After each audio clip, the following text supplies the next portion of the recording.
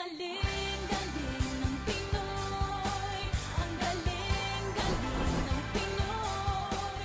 Kaya For the record, alam nyo ba na ang pamosong katagaan ni General Douglas MacArthur na I shall return ay tinupad niya noong siya ay bumalik sa Pilipinas noong October 20, 1944? Kasama ni MacArthur na dumating sa Red Beach, Palo, Leyte, sina Sergio Osmeña, Basilio J. Valdez at Carlos P. Romulo, pati na rin ang 174,000 na sundalong Amerikano. Ang kanilang misyon, bawiin ang Pilipinas mula sa mananakop na Imperial Japanese Army. Ilang araw matapos ang makasaysayang Leyte landing ni MacArthur, naganap naman ang Battle of Leyte Gulf na siyang largest naval battle in modern history. Ito rin ang kauna-unahang pagkakataon na ginamit ng Japan ang kanilang kamikaze pilots. Ang US-led Allied Forces ay nakipaglaban sa puwersang Hapon noong October 23 hanggang October 26, 1944 sa isla ng Leyte. Isang bantayog ang itinayo sa mismong lugar kung saan naglanding si MacArthur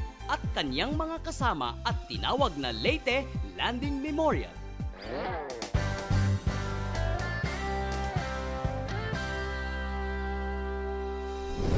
Likas sa ating mga Pilipino ang maging malugod sa pagsalubong sa ating mga bisita. At kadalasan, pagkain kaagad ang nakabungad sa kanila. Kaya't kung ganun lang din naman, wala nang mas lulugod pa sa pagsalubong at pasalubong sa Kapampangan ng Mekeni. Pag sinabing high food quality, ang ibig sabihin ay hindi lang masarap kundi ligtas na pagkain. Ito ang sinisiguro ng international standard na ISO 22000. Nakamit ng Mekeni noong 2006 ang posisyon bilang first ISO 22000 certified meat processing plant in Asia at pumapangalawa sa buong mundo. Because Pampanga is famous for processed meat, Okay. saka sa mga luto, magiganda Pampanga. So we want to convey to our customers that let's say, Mekeni, the products comes from Pampanga. Okay. Yeah.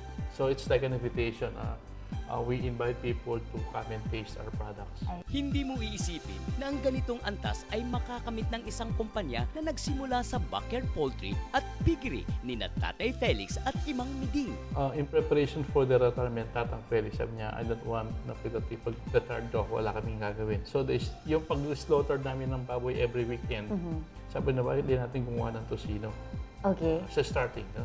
Chicharon, longganisa. Wow. Mula sa maliit na bakuran ay lumaki ang family business. Nakapagtayo na ang pamilya ng isang modernong food processing plant at nagbibigay ng hanap buhay sa mga mamamayan ng Porac, Pampanga. More or less mga 30% ng tiga rito sa Porac na-employed ng company. Sa Pampanga po, siguro magre-range yan ng 60 to 70%. Yung kakaiba lang po dito sa Mekeni, nandun po yung family-oriented pa rin. So, para ang turing nyo dito sa isang pamilya. Kasi magkakabarangay kayo. Walking distance lang po ako, nadyan lang po sa tapat ng bahay namin. Nakakasave ako ng 300 pesos. Per day yun? Yes. Pero hindi ganun kadali ang kwento ng tagumpay ng Mekeni. Pinakamatinding dagok ang dinulot ng Mount Pinatubo noong 1991. Nung umuwi kami, after that eruption, lahat kami nagulat. Our house, just in front of the school where my parents were teaching, was used as an evacuation center. If you're really serious in helping these people,